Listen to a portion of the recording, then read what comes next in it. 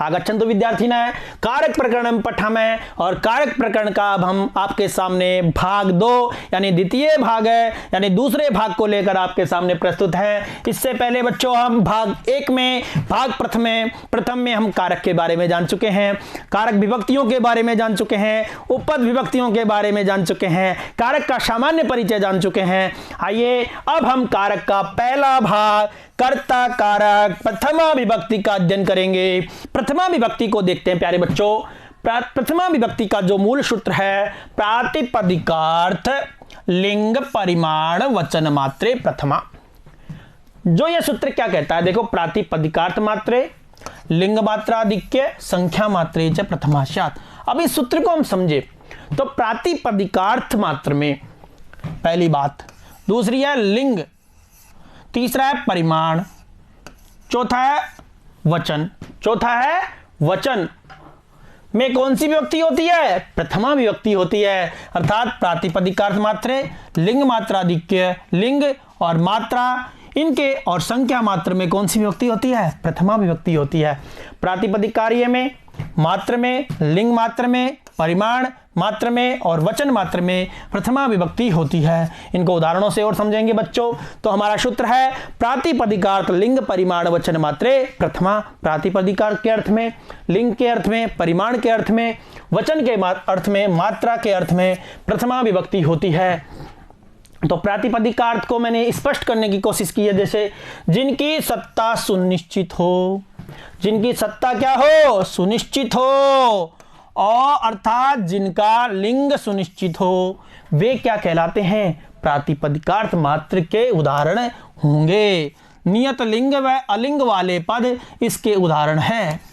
अलिंग से यहाँ तात्पर्य अव्ययों से है, क्योंकि लिंग का नहीं होना भी एक क्या है, निर्धारण है प्यारे बच्चों। यानी जिनकी सत्ता क्या हो, सुनिश्चित हो, अर्थात जिनका लिंग सुनिश्चित हो, वे प्रातिपदिक मात्र के उदाहरण होंगे। अब जैसे प्रातिपदिक में हो गए कृष्ण है, ये निश्चित है, श्री निश्चित है, ज्ञानम निश्चित है ना इसका लिंग वगैरह। तो कृष्ण श्री ज्ञानम तो क्रमशः पुल्लिंग का है, ये श्री स्त्रीलिंग का है, वह नपुंसकलिंग का है। उसी प्रकार से उच्चई निश्चय में अव्यव होने के कारण ये क्या है, अलिंग है। उच्चई और निश्चय आपको तो ये ध्यान रखना है, कृष्ण श्री ज्ञानम कौन सा कारक है, इसमें कर्ता कारक है, उच्चई निश्चय। तो हमारा कहने का मतलब यह है कि जिनकी सत्ता सुनिश्चित हो, अर्थात जिनका लिंग सुनिश्चित हो, कृष्ण में आप स्त्रीलिंग थोड़ी कर सकते हो, कृष्ण ही है, और वे प्रातिपदिक के उदाहरण है। नियत लिंग और नियत लिंग है इसमें, और अलिंग वाले पद भी इसके उदाहरण हैं बच्चों। तो नियत लिंग है सब में, तो कृष्ण है, श्री ज्ञानम, उच्चई निश्चय, ये क्या है, प्रातिपदिकार्थ मात्र है। आइए लिंग मात्र देखते हैं। इसमें वे पद होंगे जिनका कोई लिंग सुनिश्चित नहीं होता है, यानी जिनको पुल्लिंग में भी बदला जा सकता है, स्त्रीलिंग में भी बदला जा सकता है, नपुंसकलिंग में भी बदला जा सकता है, जैसे तट सब तीनों लिंगों में है। अतः इसके तीनों रूप संभव है। तटः तटम त्रिषु, यानी इसमें वह पद होंगे जिनका कोई लिंग सुनिश्चित नहीं है, जैसे तटः शब्द तीनों लिंगों में है, अतः इसके तीनों रूप संभव है। तटः पुल्लिंग, तटी स्त्रीलिंग, तटम नपुंसकलिंग, तीनों संभव है। तटम त्रिषु तो लिंग मात्र में हो गया। परिमाण मात्र, मापवाचक शब्दों में भी प्रथमा विभक्ति है। मापवाचक शब्दों में भी कौन सी विभक्ति है, प्रथमा विभक्ति है। जैसे द्रोणो ब्रीहि, द्रोणो ब्रीहि, बाल्टी भर चावल, द्रोणो ब्रीहि, बाल्टी भर चावल। खारी 16 बाल्टी के बराबर माप। आडकम 1 बाल्टी का चौथाई, 1 बाल्टी का चौथाई, चौथा हिस्सा। तो मापवाचक शब्दों में भी क्या है, प्रथमा विभक्ति है। द्रोणो ब्रीहि में प्रथमा, खारी में, तो जहां माप हो, परिमाण हो, मात्रा हो, तो उसमें भी प्रथमा, और वचन मात्र संख्यावाचक शब्दों में भी प्रथमा विभक्ति होती है। जैसे एक में कौन सी विभक्ति है, प्रथमा। 2 में भी प्रथमा विभक्ति का द्विवचन है। त्रये बहुवचन है, बहव में भी बहुवचन है प्रथमा विभक्ति का। तो संख्या वाचक शब्दों में भी कौन सी विभक्ति होती है, प्रथमा विभक्ति होती है प्यारे बच्चों।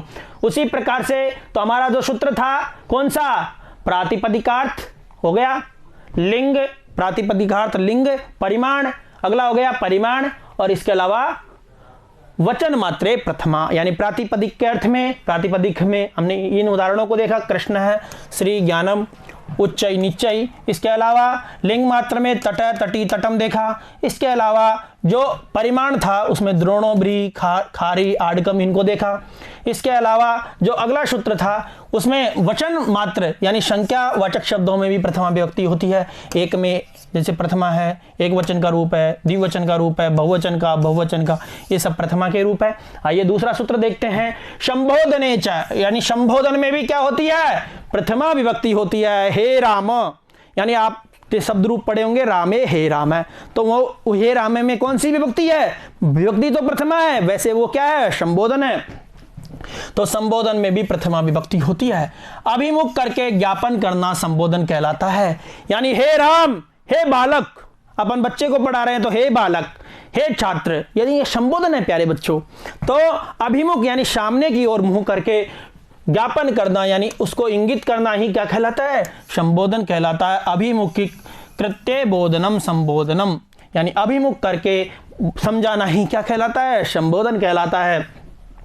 हे राम जैसे हे हरे, हे भानो, हे भो लक्ष्मी, भो लक्ष्मी, तो इस प्रकार से। लेकिन संबोधन के एक वचन का रूप संबोधि कहलाता है। यानी संबोधन में आपने देखा होगा बच्चों, हम विभक्ति पढ़ते हैं, प्रथमा विभक्ति में जैसे राम है, रामौ, रामा, और संबोधन में क्या बनता है, हे राम, हे रामौ, हे रामा। तो संबोधन में के प्रथमा विभक्ति में और जो प्रथमा विभक्ति की प्रथमा विभक्ति है उसमें अंतर है ना, अलग अलग है।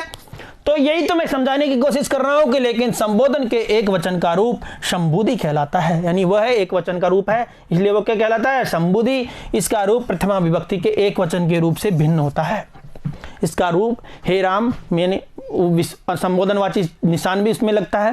तो इसका नीचे सूत्र है एक वचनम संबोधि, एक वचनम संबोधि। इसके अलावा जो तीसरा और अंतिम सूत्र है, उक्त कर्तरी कर्मणि च प्रथमा, उक्त कर्तरी कर्मणि च प्रथमा, यानी उक्त कर्ता में और उक्त कर्म में, उक्त कर्ता में और उक्त कर्म में कौन सी विभक्ति होती है, प्रथमा विभक्ति होती है। उक्त कर्ता एवं उक्त कर्म में प्रथमा विभक्ति होती है। कर्तृवाच्य में कर्ता क्या होता है, उक्त होता है, तथा कर्म वाच्य में कर्म उक्त होता है। अतः कर्तृवाच्य के कर्ता तथा कर्म वाच्य के कर्म में प्रथमा विभक्ति होती है। बहुत सारी बातें बता दी, आपको समझाता हूं बहुत अच्छे से। अब बच्चों समझो इसको, उक्त, ये उक्त, अनुक्त, ये चीजें देखो समझो। जैसे बालकः पाठम पठति, इसको मैं इधर समझा देता हूं। जैसे बच्चों बालकः पाठम पठति, बालकः पाठम पठति, पाठम पठति। अब ये कौन सा वाच्य है, कर्तृवाच्य का वाक्य है, कर्तृवाच्य। और अंग्रेजी में जैसे कहे तो एक्टिव वॉइस, बालकः पाठम पठति। अब बालक तो यहां क्या है, कर्ता, बालक क्या है, कर्ता, पाठम क्या है, कर्म, और ये क्या है, क्रिया।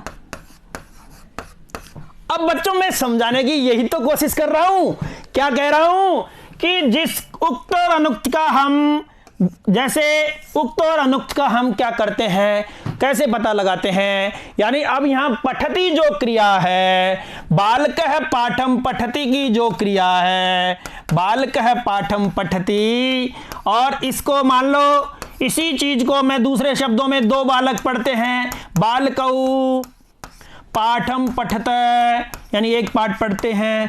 अब मैं ये क्या कहने की कोशिश कर रहा हूं कि जैसे अब यहां क्रिया किसके अनुसार आई है, ये क्रिया है ना, ये क्रिया ये किसके अनुसार आई है, यानी ये बालक के अनुसार आई है, बालकः पठति। अब यहां द्विवचन लिया है तो इसलिए यहां द्विवचन की क्रिया आ गई, यानी कर्ता के अनुसार क्रिया हो गई। तो यहां कर्ता क्या हो गया, उक्त हो गया, कर्ता क्या हो गया, उक्त हो गया। तो पहली क्या निकली, उक्त कर्ता। उक्त कर्ता में कौन सी विभक्ति होती है, प्रथमा विभक्ति होती है। समझ में आ गई होगी बच्चों, उक्त कर्ता में कौन सी विभक्ति होती है, प्रथमा। देखो उक्त कर्ता एवं उक्त कर्म में प्रथमा विभक्ति होती है। अब यहां कर्ता क्या हो गया, उक्त हो गया, कर्ता क्या हो गया, उक्त हो गया। कौन से वाक्य में, कर्तृवाच्य में कर्ता उक्त होता है। कर्तृवाच्य में कर्ता क्या होता है? उक्त होता है। और इसी को मैं दूसरे वाच्य में बदलूं, जैसे बालकः पाठम पठति को बालकः पाठम पठति, बालकः पाठम पठति। अब इसको मैं कर्म वाच्य में बदलता हूं बच्चों, तो बालकेन पाठः पठ्यते, बालकेन पाठः पठ्यते। और बालक के द्वारा 2 पाठ पढ़े जाते हैं, इसी को मैं बदलता हूं, बालकेन पाठौ पठ्यते। अब बच्चों देखो, बालकेन समान है ना दोनों वाक्य में, लेकिन ये था तो तब ये एक वचन आ गया, और ये द्विवचन हुआ तो ये भी द्विवचन हो गया। अब मेरी बात समझने की कोशिश हो रही है कि नहीं हो रही है? कि अब ये कर्म वाच्य में की बात है, तो कर्म वाच्य में जो कर्म होता है ना, अब यहां बालकेन यानी बालक के द्वारा पाठ पढ़ा जाता है। अब कर्म वाच्य में पाठ क्या है? पाठ के अनुसार क्या हुई? क्रिया हुई, यानी जिसके अनुसार क्रिया होती है वही क्या हो जाता है? उक्त हो जाता है। तो यहां कर्म क्या हो गया? उक्त हो गया। तो यहां पाठों के अनुसार पठ्यते आ गया, तो यहां कर्म क्या हो गया? उक्त हो गया। तो मैंने क्या कहा था प्यारे बच्चों? उक्ते कर्मणि, यानी कर्म में, यानी कर्म वाच्य में कर्ता में तृतीया तो होती है, लेकिन जो कर्म होता है उसमें कौन सी विभक्ति होती है? प्रथमा होती है। तो उक्त कर्ता और उक्त कर्म में कौन सी विभक्ति होती है? प्रथमा विभक्ति होती है। यानी उक्त कर्ता जैसे बालक है, अध्यापक है, संस्कृतम पाठयति, अध्यापक संस्कृत पढ़ाता है। तो पाठयति क्रिया किसके अनुसार आई है? अध्यापक के अनुसार। तो कर्ता में कौन सी विभक्ति है? प्रथमा। तो अध्यापक क्या है? उक्त हो गया, तो उक्त कर्ता में हो गई। उसी प्रकार से अध्यापकेन पाठः पठ्यते, अध्यापक के द्वारा पाठ पढ़ाया जाता है। तो पाठ के अनुसार क्रिया आई, तो पाठ क्या था? कर्म था। तो कर्म वाच्य में, कर्म में कौन सी कर्म क्या हो गया? उक्त हो गया। और उक्त में उक्ते कर्मणि, तो उक्त कर्ता एवं उक्त कर्म में प्रथमा विभक्ति होती है। कर्तृवाच्य में कर्ता उक्त होता है, कर्म वाच्य में कर्म उक्त होता है। अतः इन कर्तृवाच्य के कर्ता, कर्मवाच्य के कर्म में प्रथमा विभक्ति होती है। कर्तृवाच्य के कर्ता में जैसे देखो, बालकः पाठम पठति, कर्तृवाच्य का है, पठति क्रिया बालक के अनुसार आई, इसलिए ये क्या हो गया? उक्त कर्ता हो गया। उसी प्रकार से इसी को कर्मवाच्य में मैंने बदला, बालकेन पाठः पठ्यते, बालक के द्वारा पाठ पढ़ा जाता है। तो यहाँ कौन सा? कर्मवाच्य है। और कर्मवाच्य में जो कर्म है, क्या पाठ है, ये क्या हो गया? उक्त हो गया। और यहाँ कौन सी विभक्ति है? प्रथमा विभक्ति है। तो उक्त कर्ता में और उक्त कर्म में कौन सी विभक्ति होती है? प्रथमा। ये अच्छे से आपके समझ में आई होगी और अच्छे से आपने इसको समझा होगा प्यारे बच्चों।